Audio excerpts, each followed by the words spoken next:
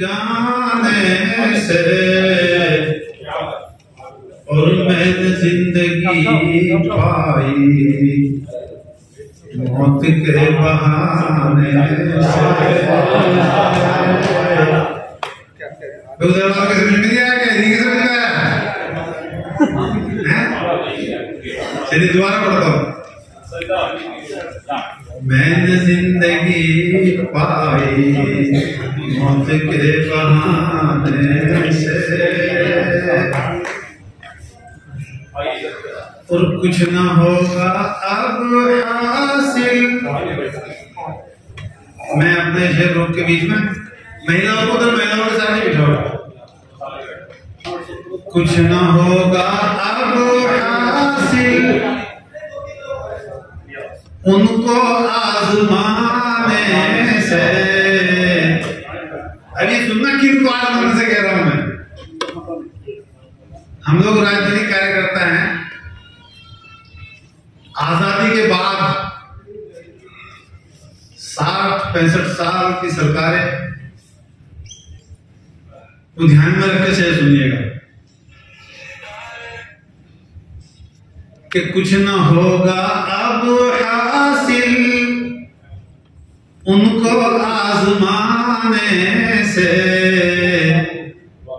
कौन कौन गुनगुना सकता है? मेरे साथ जरा बोलना कि कुछ न होगा। ठीक है ना जी? पंडित जी सही सही है ना? लेकिन दोबारा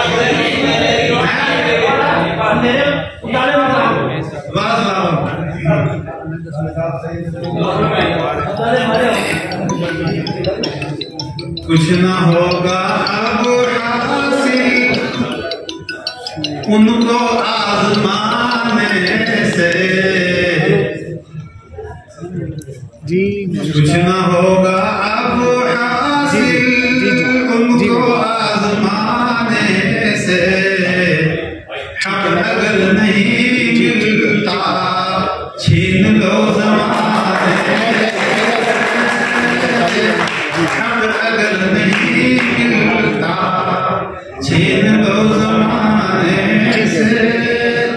ठीक है, आज की बोल में आपको देता भी नहीं प्यार से। आगे कैसे सुनिए, थोड़ा सा संघर्ष का है, सुनिएगा। आप अपने साए को अपने साथ रहने दें। आप अपने साए को अपने साथ रहने दें। ये बदन निखरता है धूप में नहाने से। ये बदन निखरता है धूप में नहाने से। और अगला शेर सुनिएगा, वो अच्छा लगेगा तुमको। अपनी जिंदगी जो 50, 60, 65, 70 से ऊपर के हैं, 65 से, वो भी, और जो जाने वाले हैं वो भी कैसे जिंदगी गुजरती है कि जाते जाते सूरज ने आसमां को समझाया। जाते जाते सूरज ने आसमां को समझाया। आसमां को समझाया कि एक चिराग बेहतर है सो दिए जलाने। एक चिराग बेहतर है सो दिए जलाने से। आखिर शेर कि रात के मुसाफिर को कोई जाके समझा दे। रात के मुसाफिर को कोई जाके समझा दे। कोई जाके समझा दे कि रोशनी नहीं मिलती अपना घर जला है। पूर्ण रूप से भागीदार होकर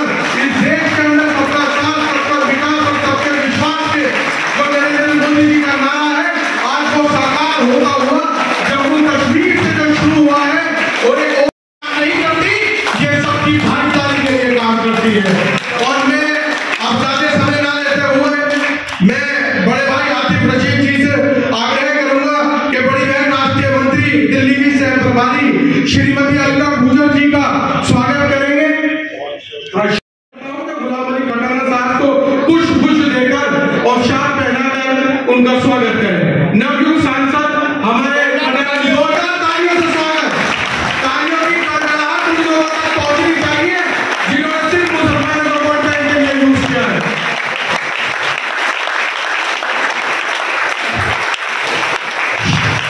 अरुण भाई साहब आगे करूंगा कि शाल वर्तमान में प्रभारी श्री आतिफ रशीद जी से कि पुष्पगुच्छ और शाल पहनाकर हमारी बड़ी बहन राष्ट्रीय मंत्री और दिल्ली की सह प्रभारी श्रीमती अलका गुजर की कड़कड़ाहट बहुत दूर तक जानी चाहिए।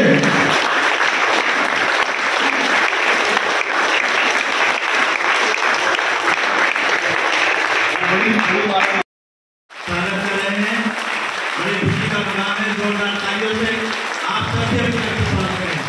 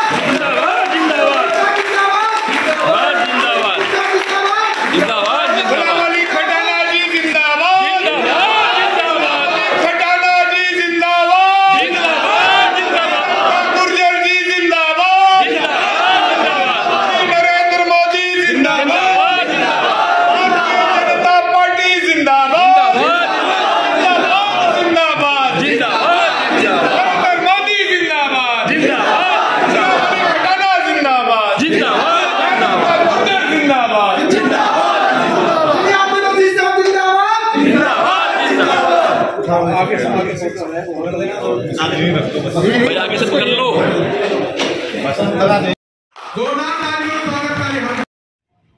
मुल्क को मिलने तो कौम का ये सरमाया है।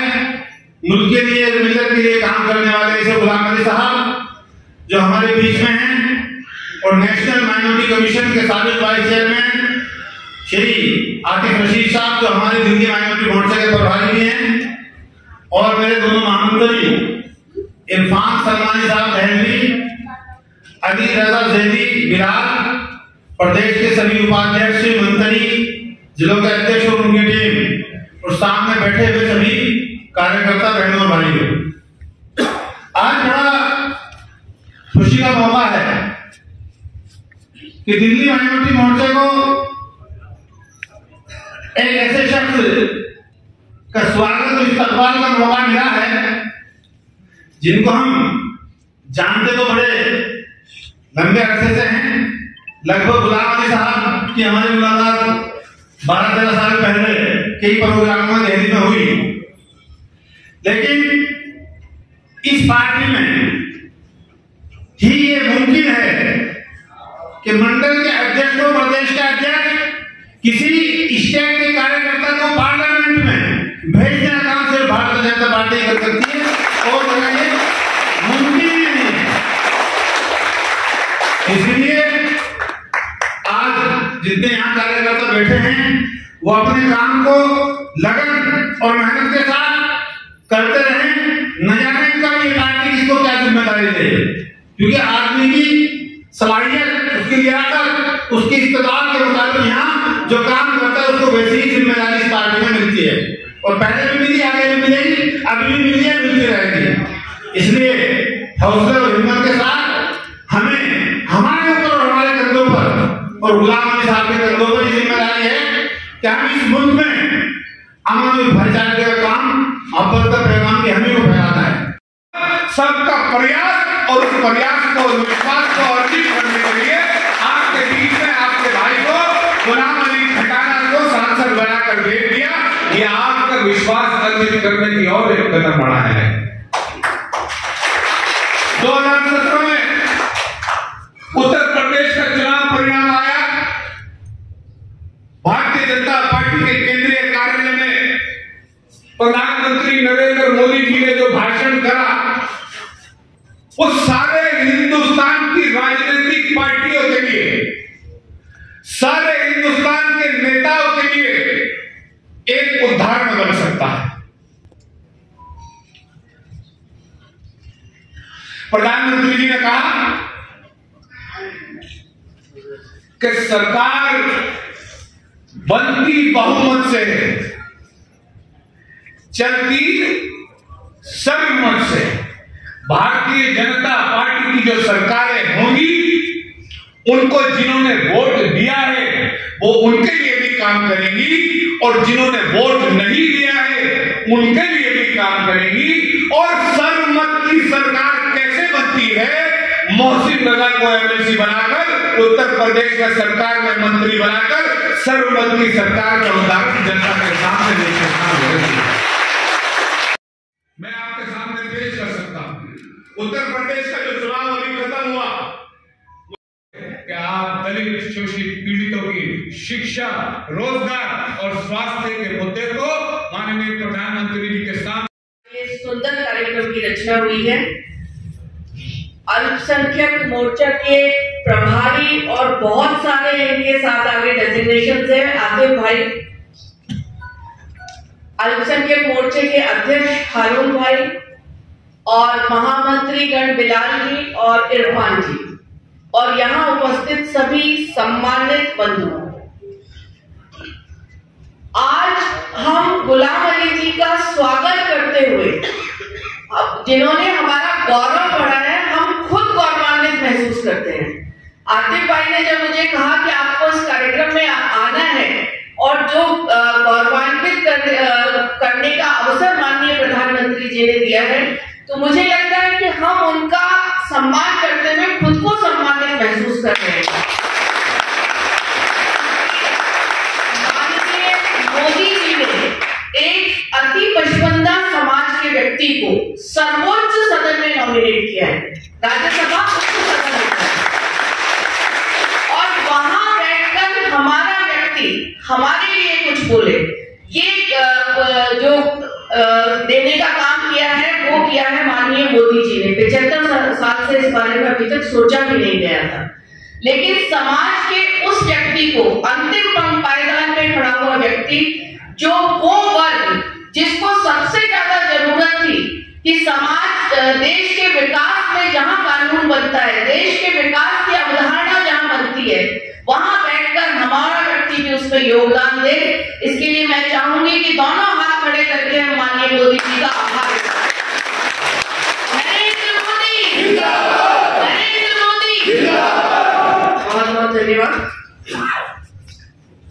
गुलाम अली जी उस जगह से आते हैं जिसके बारे में कहा जाता था कि वहां धारा 370 है और वहां विशेष दर्जा दिया गया है, लेकिन वो जो विशेष दर्जा था, आपको मुझसे बेहतर पता होगा कि वो विशेष दर्जा कुछ विशेष लोगों के लिए भी था, और जो टैक्स पेयर का पैसा जाता था उस विशेष दर्जे के लिए, क्योंकि कश्मीर हमारा मोर मुकुट है, कश्मीर हमारे दिल और आत्मा है, लेकिन वहां जो पैसा जाता था वो आतंक की फैक्ट्रियों चलाने के काम आता था।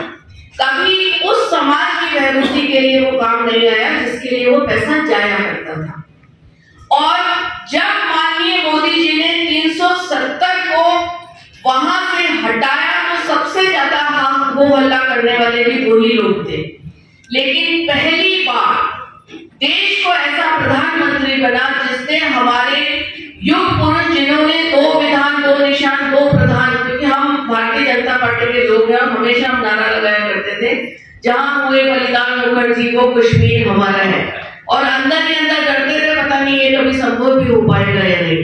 लेकिन आज एक भारत श्रेष्ठ भारत की अवधारणा के अनुरूप कश्मीर हमारा हिस्सा है, और वो समाज जो देशभक्त है, राष्ट्रभक्त है, गुर्जर बकरवाल आतंकवादियों के खिलाफ है, उस समाज को सम्मान देने का काम कर रही है, तो मोदी सरकार कर रही है।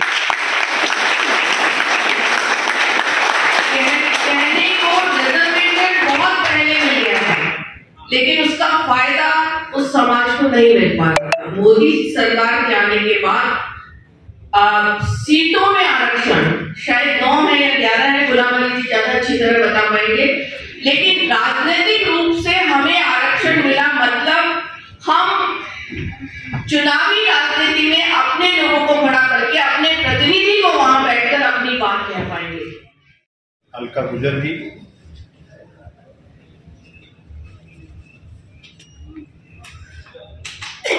आतिफ रशीद जी, कारी हरून जी, जो मुझे प्यार दिया है, मेरे लिए भी एक ये याददाश्त बनेगी। मैं बड़ा एक छोटा कार्यकर्ता हूं। कल तक मैं अपने आप को लीडर समझता था, लेकिन जब से मेरी नॉमिनेशन राज्यसभा में हुई है, अब मुझे लगता है कि मेरी जिम्मेदारी बड़ी है और अब मैं जिम्मेदारी से काम करना पड़ेगा। अब मैं लीडर नहीं हूं, आप सब लीडर हैं।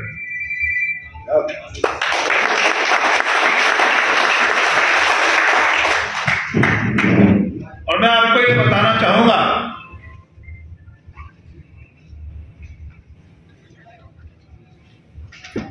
कि मैं वेब वाला आदमी नहीं हूं। मुझे मैं पिछले 15-20 दिन से सोया नहीं हूं, लेकिन मुझे थोड़ी आज आपका यहाँ थोड़ा शायद इसी थोड़ा आपकी तादाद ज्यादा है, मुझे थोड़ी वो सोच रहा था कि मुझे सोना भी चाहिए। तो मैं आपको ये कहूंगा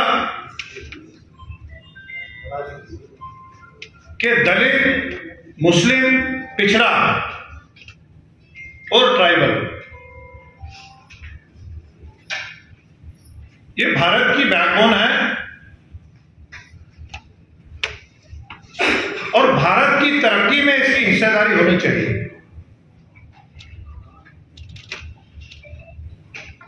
जो पॉलिटिकल पार्टियां हमें जात पे, रंग पे, नस्ल पे, इलाके पे और मजहब की बुनियाद पर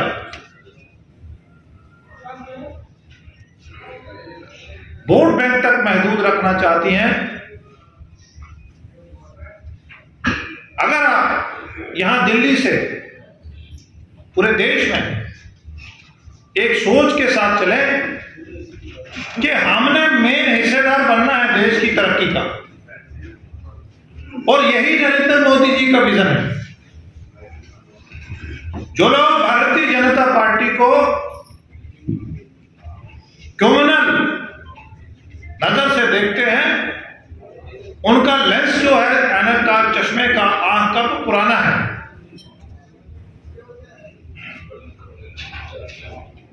हमें अगर हम उन रीजनल पार्टी जो पार्टियां सत्ता में रही 70 साल, अगर उनके चश्मे से देखेंगे तो हमें भारतीय जनता पार्टी कम्युनल दिखेगी। मेरे भाइयों, हमें बाहर आना है इस चीज से। हमें नरेंद्र मोदी जी का विजन देश के लिए और हंड्रेड्स की तादाद में जो उन्होंने स्कीम्स वेलफेयर के लिए चुनी है, हमें उससे बढ़ते हुए अपने आप को तालीमी मैदान में बढ़ाते हुए, इंडस्ट्री की तरफ बढ़ते हुए, अपना छोटा छोटा जो कारोबार है उसको कैसे हम बड़े लेवल पे मॉडर्न टेक्निक से कर सकते हैं, स्टार्टअप से होते हुए, मुद्रा से होते हुए हमने देश की तरक्की के साथ जुड़ना है।